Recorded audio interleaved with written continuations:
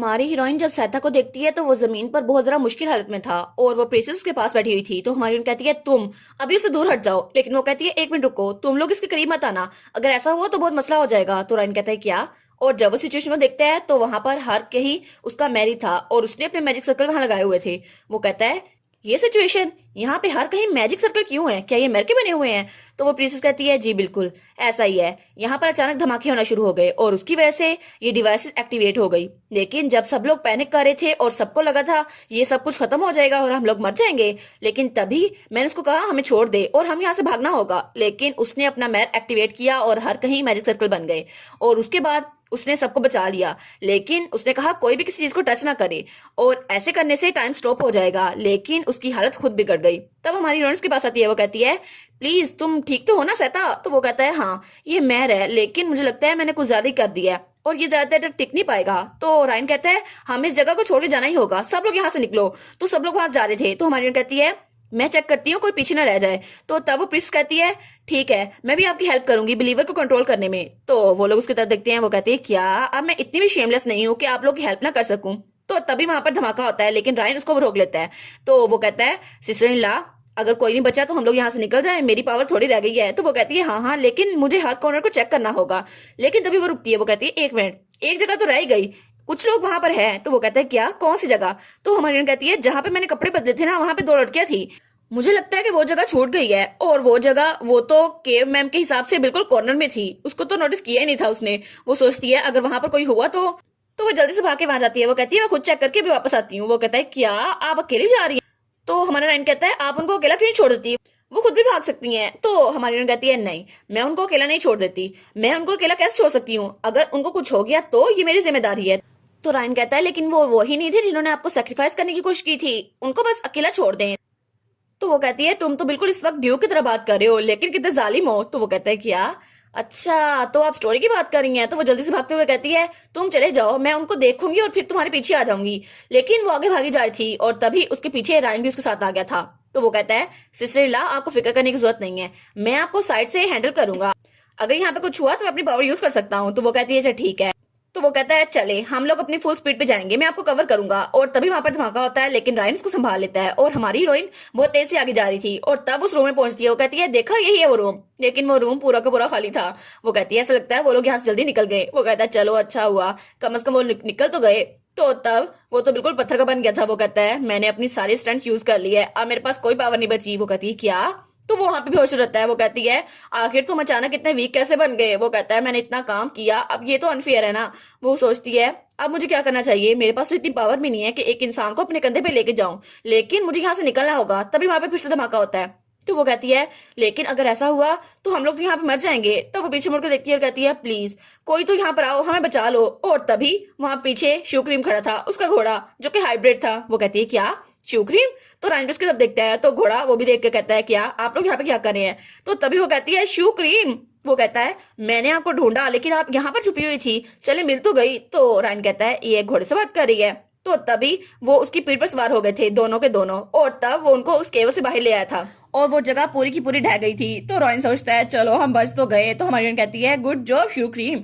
और उसके बाद वो लोग एक जगह पे रुक गए थे। तो वो कहती है क्या अब क्या हुआ, और वहां पर हर तरफ बर्फ ही बर्फ थी। तो हमारी कहती है शू क्रीम जल्दी से चलो, एक सेफ जगह पे चले वरना बर्फ के नीचे हम भी कुछ ले जाएंगे। तो वो कहता है हाँ हाँ मैं जाता हूँ।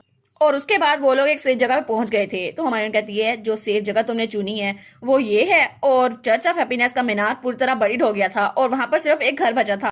तो शुक्रीम कहता है आप तो हमेशा ट्रबल काज करती हैं मास्टर, हालांकि मैंने आपको बचा भी लिया। तो वो कहती है अच्छा ठीक है ये अच्छा नहीं है, सारे के सारे घर तो बर्फ के अंदर दफन हो गए हैं, बस यही बचा है, इसलिए हमारा बेस्ट ऑप्शन यही है। तो तब वो कहती है क्या आप अपना विंड रूम यूज नहीं कर सकते सर आइन। तो वो कहता है नहीं नहीं एक दिन तक तो मैं कुछ भी यूज नहीं कर सकता, इसलिए मुझे लगता है ग्राउंड भी अनस्टेबल है, हमें यहीं पे रुकना होगा। तो हमारी रूम कहती है अच्छा। तो तब वो घोड़ा कहता है अगर हम ऐसी लापरवाही से मूव करते रहे तो ये जगह बहुत ज्यादा डेंजरस हो गई है। तो हमारी रूम कहती है अच्छा ऐसा है। तो तब रायन कहता है by the way sister in law क्या आप इस घोड़े से बात कर रही हैं। तो हमारी रूम कहती है क्या मैं। वो कहती है नहीं नहीं वो असल में एक मालिक अपने घोड़े से ऐसी बात करता है ना, ये मेरी कम्युनिकेशन है, ये जवाब थोड़ी ना दे रहा है। तो रायन कहता है ये तो दोनों क्रेजी हैं, लेकिन वो कहता है वेल जो भी है मेरे सबऑर्डिनेट्स हमें ढूंढ लेंगे, लेकिन तब तक हमें किस जगह पे छुपना होगा। और तभी वहां पर कोई आता है तो सब लोग कहते हैं प्लीज नोबल्स को इस तरह ट्रांसपोर्ट कीजिए। और वहां पर उसके सिपाही आए हुए थे और क्लेरेंस भी वहां पर थी। वो कहती है मैंने सारी की सारी कैजुअलिटीज को ध्यान में रख के रिपोर्ट भेज दी है, इसलिए मुझे लगता है मीनार में कोई भी नहीं बचा। तो सर राइन वो इस जगह को छोड़ के पहले ही भाग चुके हैं। तो तब वहां पर हमारा हीरो खड़ा था। वो कहता है ओ अच्छा, तो तुम कह रहे हो कि मेरी बीवी और मेरा छोटा भाई वो यहाँ पर थे, है ना? लेकिन चलो कम से कम वो सेफ तो है ना, मेरे लिए बस यही काफी है। और दूसरी तरफ हमारा सेठ था, वो बेचारा तो बहुत ज्यादा ठंड में था। वो कहता है मामी मैंने कहा ना आई एम सॉरी, लेकिन उसका सबऑर्डिनेट उसके सामने झुका हुआ था। वो कहता है मुझे माफ कीजिएगा, मैं आपको प्रॉपरली प्रोटेक्ट नहीं कर पाया और मेरी वजह से आप तो मरते मरते बचे हैं और इस जगह पर आ गए। तो हमारा सत्ता कहता है बस कर दो, मैं थोड़ी देर के लिए अनस्टेबल हुआ था, लेकिन अब इतना भी मजाक ना उड़ाओ। वो कहता है नहीं नहीं, आप बस एक और कंबल ले रहे, तो वो अपने कंबल सारे के सारे उड़ा देता है। वो कहता है कितनी गर्मी है यहाँ पर, तुम मुझे बिल्कुल बच्चे की तरह ट्रीट कर रहे हो और मैं वैसे भी ग्रेट रेया सुल्तान का इकलौता वारिस हूँ और तुम मुझे इस तरह ट्रीट करोगे तो सब लोग को क्या लगेगा, फॉरनर सोचेंगे मैं बच्चा हूँ। तो वहां से कोई गुजरा था, वो कहता है ये तो बच्चा है। तो वो लड़की कहती है हाँ हाँ ये बच्चा है, लेकिन क्यूट वाला।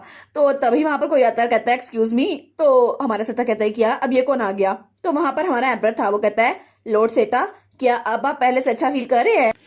मैंने सुना था कि आप कुछ अनफॉर्चुनेट चीज में फंस गए थे, लेकिन क्या अब आप ठीक हैं? तो उसके साथ ही कहता है प्लीज थोड़ी देर बाद आइएगा, लॉर्ड सेटा को थोड़ा रेस्ट की जरूरत है। तो सेटा कहता है मामी तुम्हें पता नहीं है ये एम्परर ऑफ फैरजा है, मुझे इससे मिलना ही होगा। तो वो खड़ा होता है। तो तब वो कहता है ठीक है, मैं अभी तुम्हें सब कुछ बताता हूँ, जो कुछ हुआ मैं सब कुछ एक्सप्लेन करता हूँ। और उसके बाद एम्परर और वो आमने सामने बैठे थे, तो तब उसने सब कुछ बता दिया था एम्परर को। तो एम्परर कहता है अच्छा तो ये हुआ था, तो इसका मतलब है चर्च ऑफ हैप्पीनेस लोग को ब्रेन वॉश करता है और उनको बिलीवर्स बनाता है और फिर इलीगली गन पाउडर बनाता है, तुम यही कह रहे हो है ना? लेकिन ऐसा लगता है एम्पायर में ऐसी चीजें हो रही थी और मुझे पता भी नहीं था। तो सीता कहता है हाँ, लेकिन लगता है लॉर्ड राइन उनके साथ कोई अकम्प्लिस भी था, इसलिए तो उन्होंने इस जगह का पता लगाया। तो हमारा एम्परर सोचता है अच्छा राइन, और वो सोचता है ये तो सीरिया माउंटेन था ना, लेकिन सीरिया माउंटेन का लॉर्ड वो तो राइन ही है ना? और यहाँ पर किटोसन माउंटेन है, तो इसका मतलब है ये जगह राइन के अंडर ही आती है, इसलिए उसको पहले से पता था। तो सीता कहते हैं क्या उनको पता था?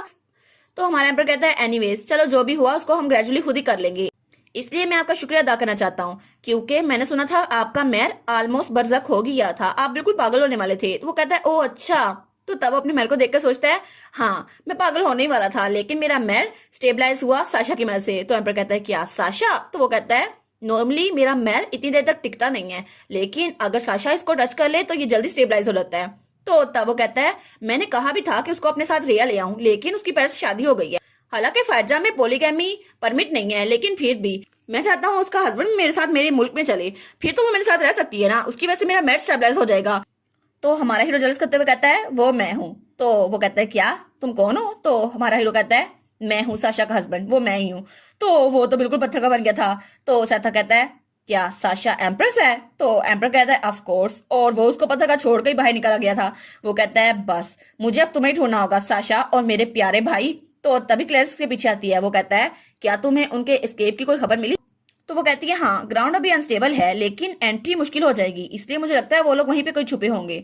तो हमारा हीरो सोचता है कितने नाइव है ये लोग, लेकिन फिर वो सोचता है वेल अब कुछ ना कुछ तो हो ही गया है, क्या हमें थोड़ी देर और इंतजार करना चाहिए? और तब वहां पे बर्फबारी शुरू हो गई थी, और जिस जगह हमारी हीरोइन रुकी हुई थी वहां पर भी बर्फबारी शुरू हो गई थी। तो तब वो कहती है यहाँ पर तो जगह भी थोड़ी सी है और मेरे पास तो एक कोट है, क्या सच में हम इस जगह पर छुप भी पाएंगे या फिर नहीं? और इस जगह से निकलना तो बहुत ज्यादा मुश्किल है। तो उसके साथ ही शिव क्रीम और उसका ब्रदर इन लॉ भी था। वो कहती है हमें यहाँ से निकलने का तरीका ढूंढना ही होगा, लेकिन ऐसा लगता है अभी हम कुछ नहीं कर सकते। तो रायन कहता है सिस्टर इन लॉ क्या आपको भूल गया ये कॉम्बिनेशन कैसा है जो यहाँ पर है? वो कहती है क्या कौन सा कॉम्बिनेशन? तो वो कहती है अगर ये कॉम्बिनेशन है सर रायन, तो फिर वो कहती है सर रायन शू क्रीम। तो रायन कहता है शू क्रीम को एक्सक्लूड कर दो, वो तो घोड़ा है, मैं आपकी और हमारी बात कर रहा हूँ। तो वो कहती है अच्छा इसको छोड़ दूं, फिर क्या बचा? तो वो कहता है हाँ हाँ बिल्कुल, क्या आप भूल गई? ये बहुत ज्यादा डिसअपॉइंटेड है क्योंकि आप तो मेरी सीनियर हैं और मैं आपका जूनियर हूँ। आपको याद है हमने एक कहानी भी लिखनी थी, नॉर्दर्न ग्रैंड डची को ऑथरिंग कॉन्टेस्ट पार्टनर, हमें कहानी लिखनी थी, आपको भूल कैसे गया? हम तो एक मास्टरपीस लिखने वाले थे ना। और तभी उसे याद आता है जो एपिसोड 38 में उसने कहा था हमें कहानी लिखनी है, लेकिन वो तो उस पार्टी को छोड़ के आ गए थे। तो वो कहती है अरे हाँ मैं तो भूल ही गई थी, लेकिन चलो अच्छा हुआ, अब मेरे राइटिंग टूल्स काम आ जाएंगे, अब मैं बड़ी अच्छी कहानी लिखूंगी।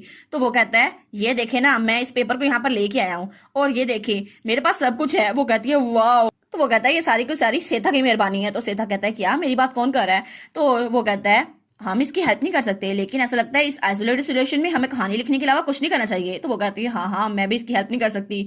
तो शुक्रीम सोचता है ये कितने पठैतिक हैं। तो वो कहता है फर्स्ट पहले मैंने कुछ सोचा है, मैं आपको वो बताऊंगा। तो वो गला खंगाते हुए कहता है तो कहानी ऐसे शुरू होगी कि एक नॉर्थ मोस्ट इलाके में एक नॉर्दर्न ड्यूक रहता था, जो कि वहां बहुत ज्यादा सर्दी में रहा करता था, और उसकी आइस आइस से भी ज्यादा कोल्डर थी, और उसके बाल गोल्ड से भी ज्यादा रेडियंट थे, और वो बहुत ज्यादा यंग और ब्यूटीफुल ग्रैंड ड्यूक था। और वो एक ऐसी जगह पे रहता था जहां उसे एक गार्डन बनाया गया था एक स्वॉर्ड का। लेकिन ऐसा कहा जाता है वहां पर बहुत ज्यादा यंग लेडीज आई, लेकिन ग्रैंड ड्यूक का दिल कोई भी नहीं जीत पाई। और तब उसको एम्पायर की तरफ से एक लेटर आया। सबको लगा ग्रैंड ड्यूक का दिल जम गया है, लेकिन फिर एक दिन अचानक वहां पर कोई आया और तब उसके कंधे पे हाथ रखती है। तो फिर वो कहता है और फाइनली वो आई गई, वही जिसने उसका दिल पिघला दिया, एक ऐसी लड़की जिसकी वजह से उसका दिल सनशाइन की तरह वार्म हो गया। तो हमारी कहती है ये तो बिल्कुल कहानी लेम है, ये नहीं चलेगी।